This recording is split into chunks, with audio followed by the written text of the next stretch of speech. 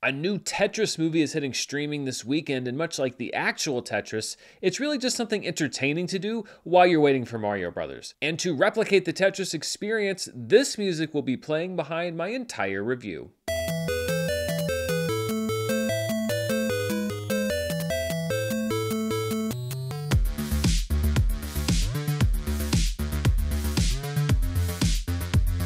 This review is brought to you by PayPal Honey. Get started saving right now for free at joinhoney.com/Merle and stay tuned after this review for more info. Hello everybody, I am Dan Merle and this is my review of Tetris, the new movie hitting Apple TV Plus this upcoming weekend in a much darker timeline. There was actually a sci-fi thriller based on Tetris that was supposed to have been greenlit back in 2016, 2017 with like an $80 million budget. This is not that movie, and I think it's probably a better movie than that movie would have been. This Tetris is from writer Noah Pink, who co-created the National Geographic anthology series Genius, and director John S. Baird, with Matthew Vaughn on board as one of the film's producers. Set in the late 1980s, Tetris stars Taron Egerton as Hank Rogers, a desperate video game publisher who discovers a new game from behind the Iron Curtain called, well, of course, Tetris. In need of a hit, Hank first licenses Tetris for Japanese consoles, then realizes that there may be a gold mine in handheld gaming rights for an upcoming Nintendo product called the Game Boy. What follows is an industrial thriller as Hank tries to outsmart a British publisher attempting to steal the rights from him, as well as the failing Soviet empire rife with corruption and officials who don't like seeing the windfall from a Soviet invention going to the capitalist world. Have you ever negotiated with the Soviets? Do you know what it feels like to be in a country where everyone is watching you? No. So don't tell me what is and what is not complicated. Tetris is a great example of the idea that you can make an interesting movie out of just about anything, because when you look at the plot of the film, at least the intricacies of it, it's about what is a console versus what is handheld and what is arcade, and how do you define a computer, and different kinds of rights in different countries for different kinds of gaming. It feels like it could have been just a bunch of dry legal jargon, but it's not. And when you think about it, it makes sense, because The Social Network, one of the best movies of the 21st century, is basically about intellectual property rights and an ongoing lawsuit between a few different rich people. It's not just the concept of the movie, it's the execution, and execution is what helps Tetris in that regard, but also is its biggest weakness. With what I'm sure is a hefty dose of dramatic license, this legal dispute becomes an underdog story as Hank wagers everything on the promise of Tetris and fights the Soviets and rival publishers at the risk of losing his house and perhaps his life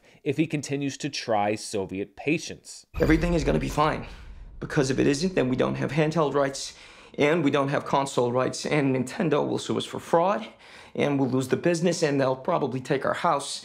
And I am trying to keep it together, Akemi, really I am, but I do not have a backup plan. I'm sure, especially as we get into the third act, that the car chases and some of the higher spy level intrigue probably didn't happen, but it feels true to the spirit of the era. We're talking about 1988, 1989, when there were a lot of people that were rushing to cash in on the gold mine that Nintendo had unleashed. It's also true to where the USSR was at that time. This is right before the fall of the Soviet Union and the Berlin Wall. You had people that were kind of battling for the ideals that the Soviet Union was built upon, but you also had people there that were sort of worried about the perils of the future as things were starting to collapse. You had people that were just as capitalistic as anybody else in the world that were looking to cash in. You had so much corruption. All of that plays into the movie. Is it as true to this specific story?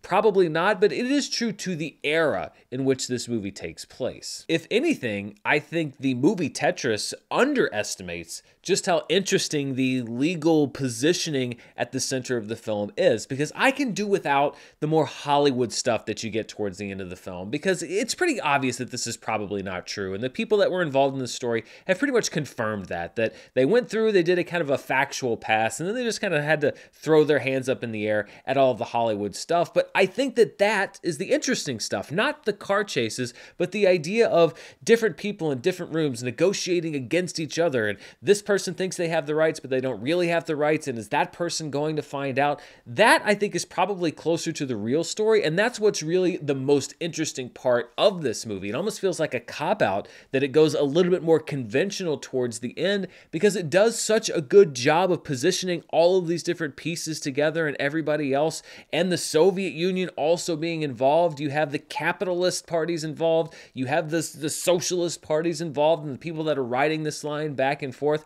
That's the interesting stuff, not the more Hollywood stuff. And it was a little disappointing that so much of the third act was devoted to that more conventional type of storytelling, as if they didn't have faith in how interested the audience would be in what else was going on. I think the movie's largely held together by Taron Egerton, who brings a hopeless, sometimes reckless, optimistic, manic energy to Hank, along with a great mustache and a more than respectable American accent. Despite the fact that he's a big star, I think that Taron Egerton is still somewhat underrated, especially when you look at the fact that he wasn't even considered for the Academy Award for his performance in Rocket Man as Elton John. I think because he had the misfortune of doing it the year after Rami Malek had been in Bohemian Rhapsody, as if that should matter at all. Going back to Kingsman, which was the first thing that I remember seeing him in, it was kind of his big break, he just has this sort of authenticity to his performance, no matter what character he's playing, and he brings that to Hank. You really believe that this is a guy who truly wants the best for himself, wants the best for his family,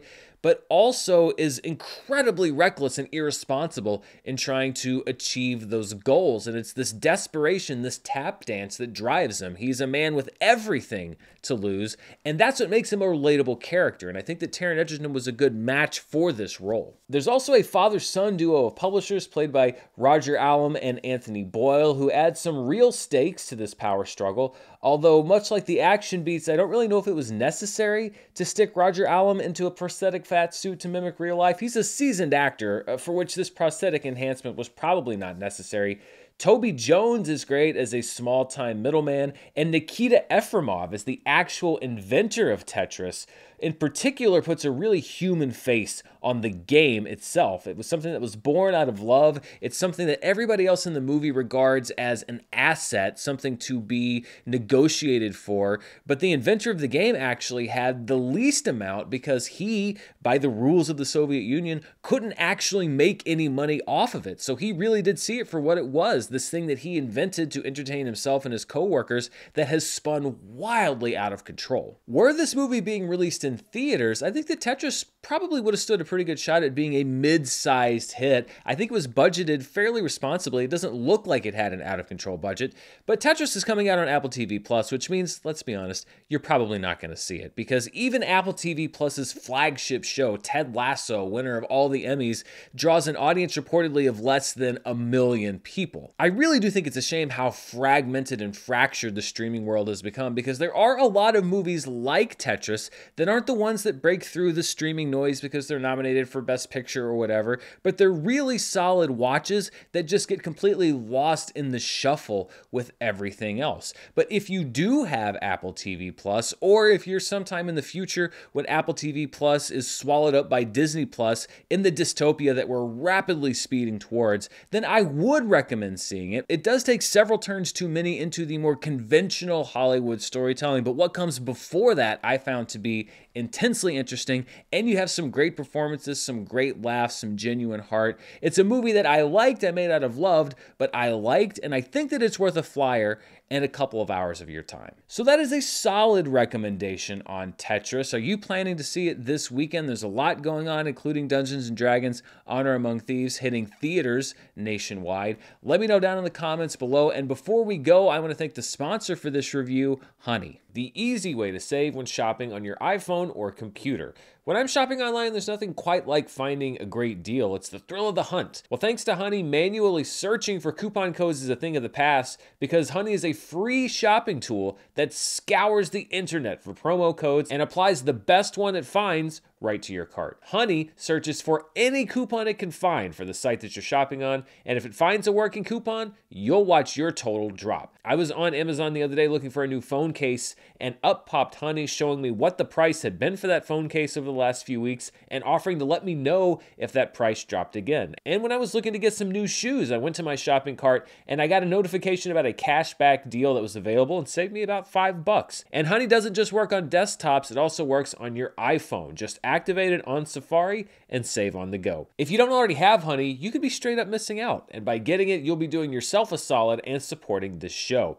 Get PayPal Honey for free at joinhoney.com/Merle. That's joinhoney.com/Merle, Murrell. Thanks to PayPal Honey for sponsoring this video, and thank you for watching. I'll be back very soon with more movie news, reviews, box office, and more. Until then, stay safe, and I'll see you next time. Bye.